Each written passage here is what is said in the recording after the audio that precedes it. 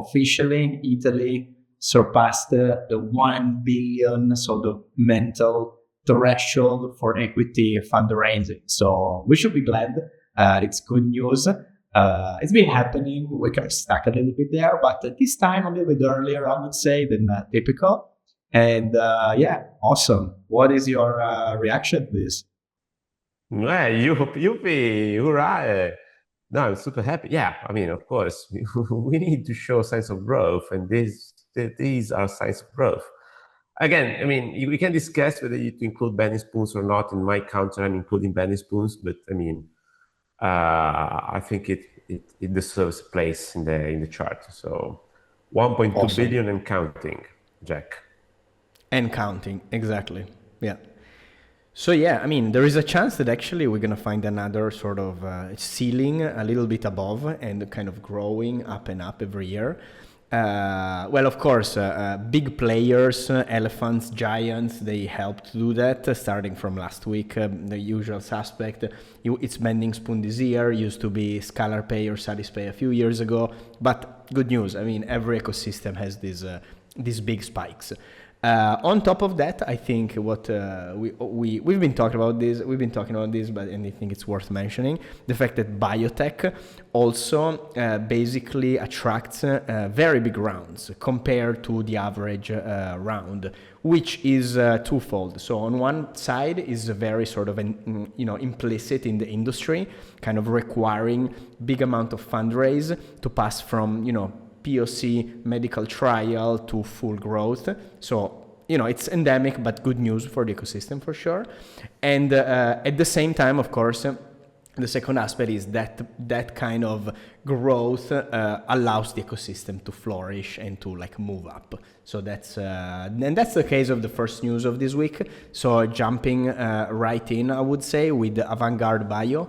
Life science startup raising 122 million euro in Series B from a lot of different investors, from just to mention a few: Schroders Capital, Atlas Venture, Forbion, and Amgen as a corporate.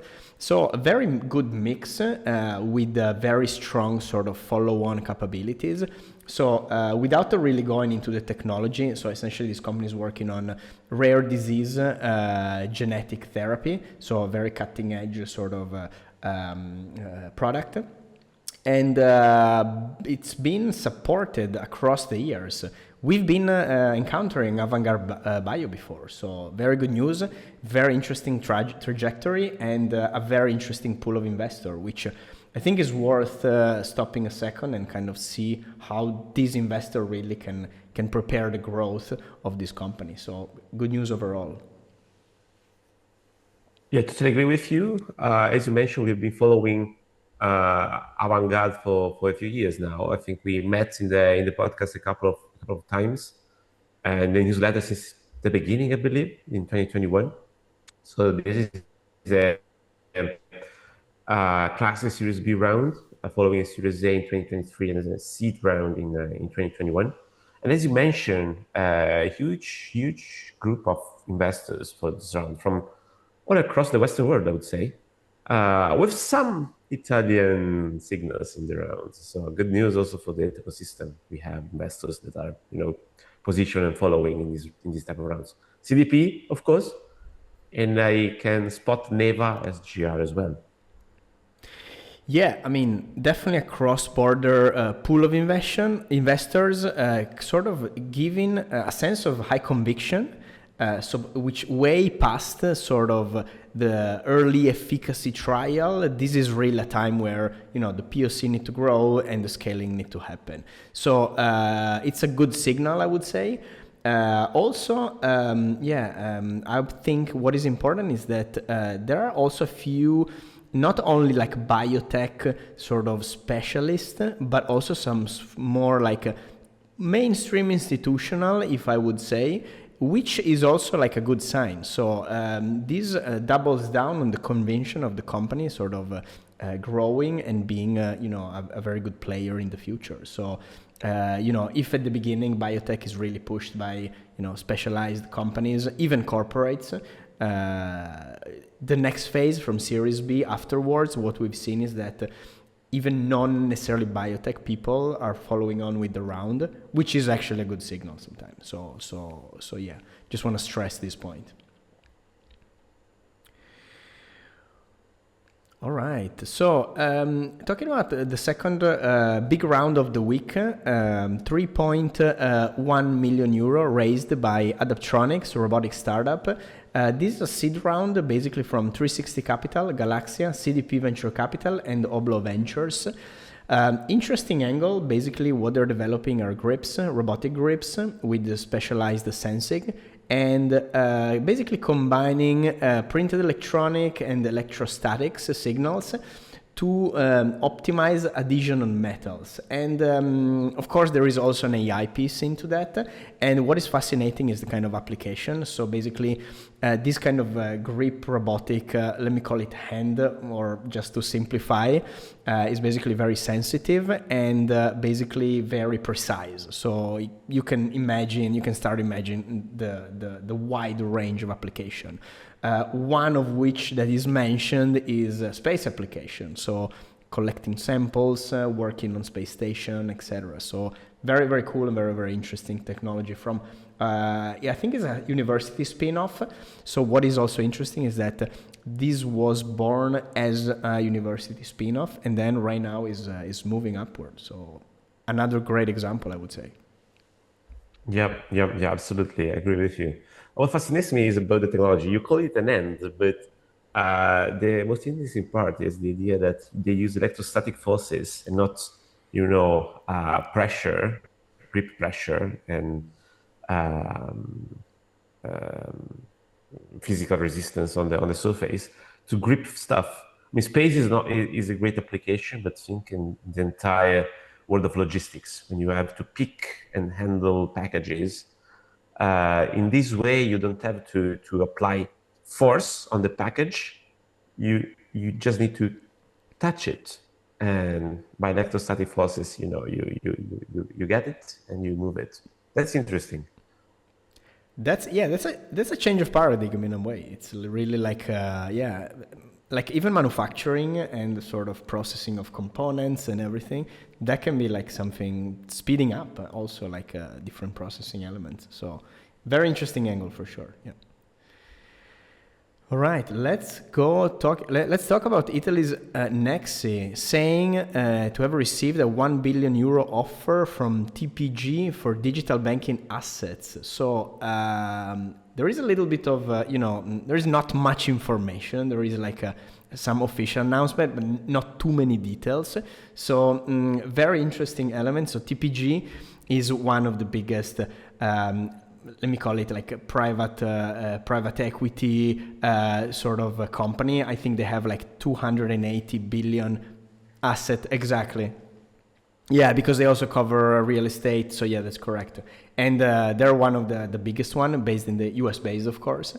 And they took an interest in Nexi. So very interesting sort of play, not too sort of publicized, but definitely out there. So what was your first take on this, Nick? About this deal?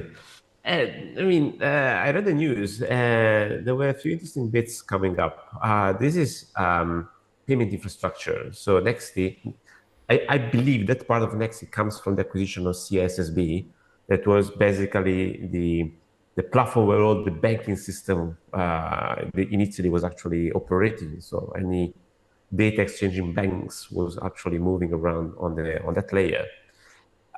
So of course the reaction by the Italian government was, wait a minute, isn't this critical infrastructure? So we should really wait and see whether this deal will go through. And then the stuff that hit my eye was about valuation. It seems that part, that branch, the business unit of Nexi, got 380 million revenues in 2024. So 1 billion out of 380 million revenues, more or less 3 times revenues. That's interesting. But I wonder how much is the volume of actually money moving across that backbone. Yeah, I mean, No, that's definitely like a few strong points, which the sort of the golden power sort of a problem that has happened before. It's probably going to happen in this case. More for the fact that CDP is a 19.14% shareholder in Nexi, so state sort of has a big influence in this case, not from a sort of regulatory perspective, but also from a shareholding perspective, I would say. So there is like it's very delicate, I would say. So I'm interested to see like how it's going to move. But the question is like, why would TPG get an interest in Nexi? So I mean, I was trying to think about this, and of course, one I would say first thought is the fact of this might be an entry point to sort of a heavily regulated market, which is underserved. So for them, being investor of adjacent technology can actually represent like a very interesting entry point to Europe. And that's one way to think about this kind of offer and this kind of deal. And yeah, I mean, more for the fact that I believe TPGs tend to be like pretty active investors. So they really have like a full team of operators supporting the growth of the asset they purchase. So it's pretty activist in this sense. So yeah, we're going to see some interesting takes on this, I would say. One other interesting element, I thought it was the timing actually that really caught my eye, which, you're going to like this. So if you check the price of Nexi on the public markets, so basically it's kind of stuck between, I would say, 3.9 and 6 roughly, kind of fluctuating. What is interesting is that Nexi had a huge peak pre-pandemic, of course, but then a big downfall right after, so minus 50% for stabilizing in the past sort of couple of years.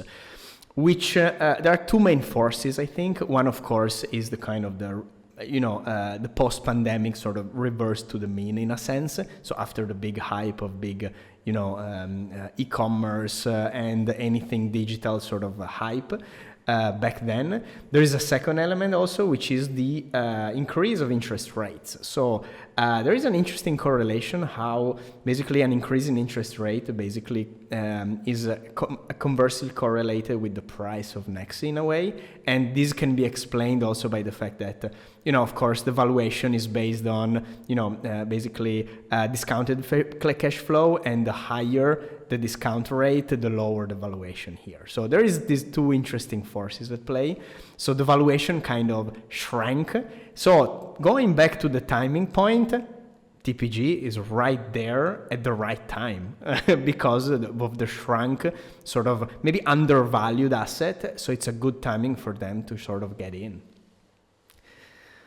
I don't know. Yeah, that's a fair point. That's a fair point. I mean, they're offering to purchase an asset, not the entire company, right? So, great. Yeah. But that's a very interesting point. And it seems that the shareholders were quite happy from the news. So, I mean, plus 5% on the day of the announcement. So I was taking a look at the financials, and Nexi has, in 2024, had around 6 billion euros in revenues, and the current market cap is around 5 billion something. And that's interesting. So, I mean, the offer is for the unit grossing 380 million revenues, valuing it at 1 billion. As you were mentioning, it is dynamics in the way that this operation is going on.